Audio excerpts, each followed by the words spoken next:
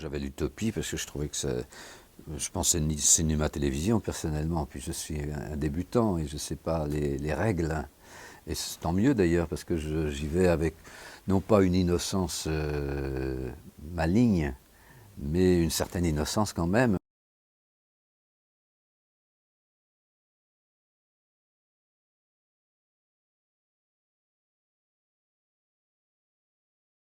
Après le premier film qui date de 10 ans, hein, c'était en 2000 à peu près, j'ai eu envie de proposer des projets pour le cinéma et puis c'est parti dans le sable après quelquefois 2 ou 3 ans comme ça.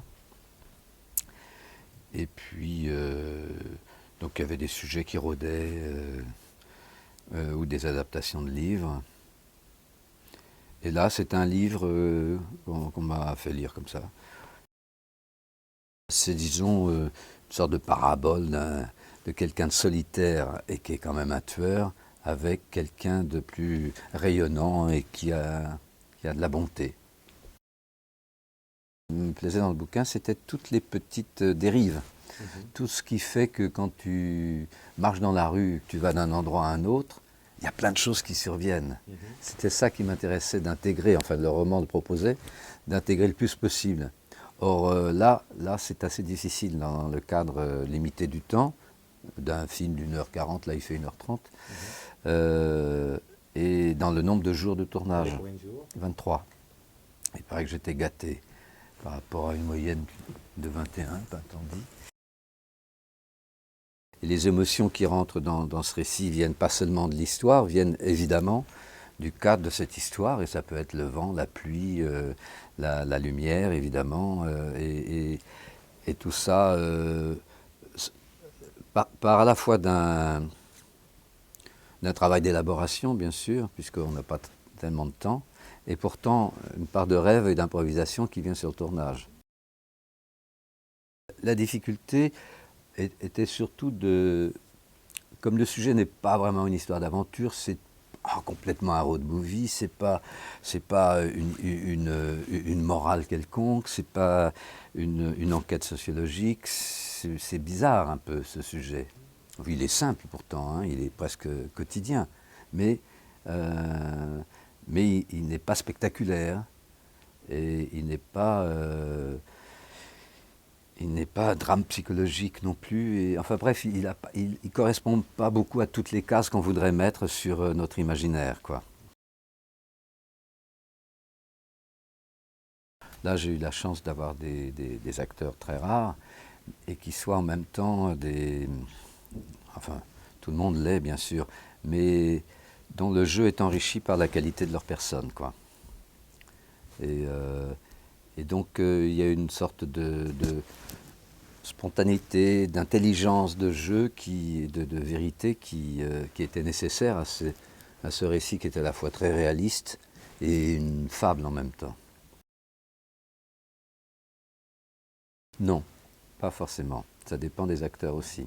Non, au contraire, là, c'était intéressant d'avoir ces personnes-là et puis d'inventer avec eux, bien sûr, ce qui va se construire. Mais par exemple, dans le cas de Thomas Coumans, qui joue le jeune garçon, son travail préparatoire à lui personnellement était, et les autres aussi bien sûr, mais était très intéressant parce que c'était nourri, c'était intelligent. Donc il suffisait pour moi de corriger une trajectoire légèrement ou d'indiquer immédiatement, c'était intégré et dans le bon sens, ce n'était pas surajouté, c'était une jubilation de travailler avec des acteurs intelligents comme ça. Souvent les dialogues peuvent avoir en tout cas, et souvent c'est le cas à la télévision, mais c'est vrai dans beaucoup de films de cinéma, les dialogues ne servent pas à raconter la vie, ils servent à illustrer l'histoire, ou à la commenter, ou à informer le spectateur de ce qui se passe dans ce qu'il doit voir. Et ce qui fait que, même si c'est pas trop bavard, ça ne permet pas à l'acteur d'avoir une vie un tout petit peu plus dense, intérieure. Dans cet apprentissage tous les 10 ans de réalisation pour la deuxième fois. Non, un des trucs que doivent rencontrer, j'imagine, la plupart des réalisateurs, mais c'est vrai au cinéma aussi, même quand ils ont 2 ou 3 mois, c'est cette bataille invraisemblable avec le temps. Pas le climat, avec le temps. Parce que, justement, pour ce type d'histoire, qui n'est pas complètement cadrée finalement, qui doivent laisser cette sorte de petite marge pour faire passer un courant de vie qui n'est pas prévu, c'est une bataille terrible. On n'a pas le temps, justement, d'aller des à côté. On n'a pas le temps de se tromper. On n'a pas le temps d'essayer.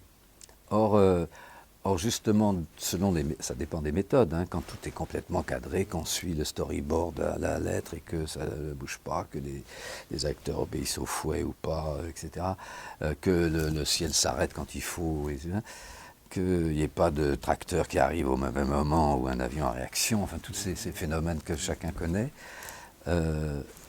Cette bataille pour pouvoir justement avoir cette marge d'imagination pendant le tournage.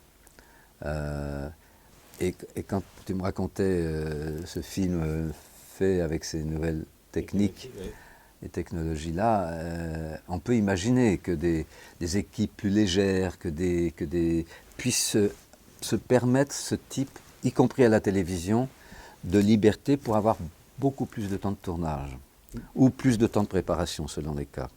Et à l'intérieur d'un même enveloppe budgétaire, si je peux dire. Et ça, c'est une sorte de bataille pour pouvoir avoir, et en même temps, la bataille aussi, qui est à l'intérieur de l'enveloppe, de pouvoir vraiment choisir ce qu'on élimine ou ce qu'on veut. Et de pouvoir le faire dans la transparence, ce qui a été le cas là, pour moi, par chance. Mais enfin, la transparence est toujours relativement limitée, ça fait partie du jeu sans doute. Mais de pouvoir réellement choisir, en avance bien sûr, et puis de choisir aussi avec la marge en question dont je parle. Et en tout cas pour moi, c'était par manque d'expérience, malgré, je suis entouré d'une équipe de super pros, comme on dit, mais plus que des pros, des amoureux du travail, ce qui devrait être le cas des pros d'ailleurs, des amoureux de l'artisanat, de ce travail d'équipe. Donc j'étais quand même très, comment ça s'appelle,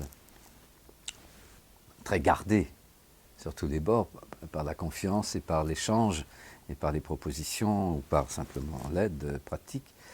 C'est quand même cette bataille, putain de bataille avec le temps où on n'a justement pas le temps d'inventer autant qu'on souhaiterait. Ça ne veut pas dire que cette contrainte elle est forcément négative. Elle peut être au contraire stimulante, et puis c'est comme ça. Hein. Mais j'ai quand même une sorte toujours de petit regret de ne pas avoir titillé le sujet plus que ça, quoi. Je fonctionne de façon plutôt empirique. D'abord, en volant systématiquement tout ce que je trouve bien sur ce que les autres m'apportent ou apportent. Et donc en refaisant mien, ce qui est la fonction aussi du metteur en scène. Pas seulement de les stimuler, pas seulement de diriger et de coordonner, mais aussi de simplement voler.